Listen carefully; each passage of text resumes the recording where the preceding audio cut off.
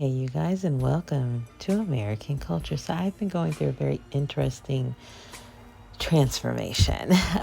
Basically, yesterday was the first time in my life where I've always seen a future version of self, but there was always something I had to do to get there.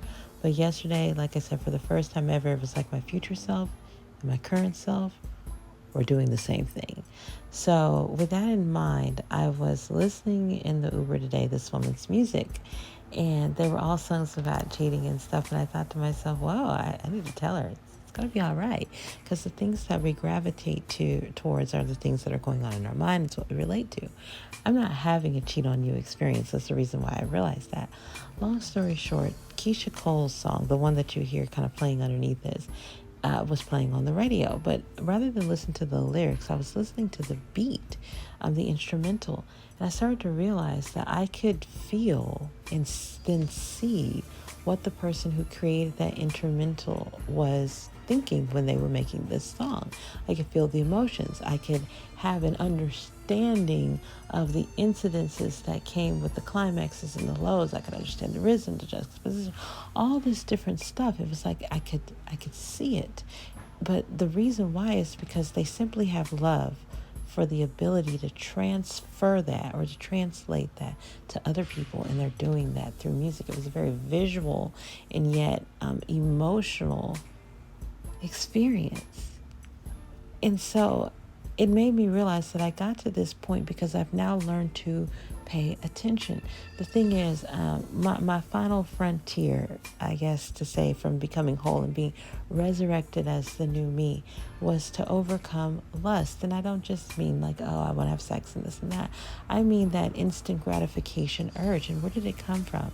I realized that it came from a space of unfulfilled desires and really a mentality of me saying, I want, I want, I want, and then doing things in life that created more want because I was set on doing just that.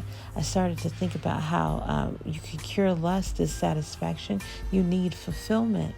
And the way God gives us satisfaction is He has us cultivate and grow things. So that's not quick. The way humans get satisfaction is we give our attention to something that can make us happy now. And so I realized that God needed my patience and all this other stuff to grow what He wanted. But I was giving all of my attention to these things of instant gratification. So I took that back.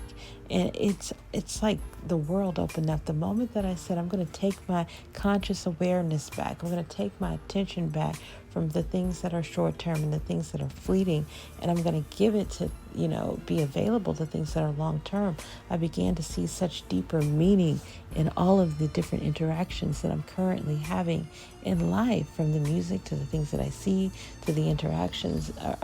It's hyper awareness on a hyper level. I had no idea how much of myself I was still giving out to the world, even though I've been on this Christian journey for a while now. But yeah, it was conquering lust by taking my attention off of things that are fleeting and short term and not necessarily turning it to anything else, thinking that I need to be busy, but making it available to really grasp the depth of the experiences that I'm having. So yeah, if you listen to the end of this song, which I'm going to give you the opportunity to do now, you will hear what I'm talking about, how you could get into this guy's story or whoever wrote it, how you could get into their story and really just feel what they're saying. But you have to be paying attention to do that.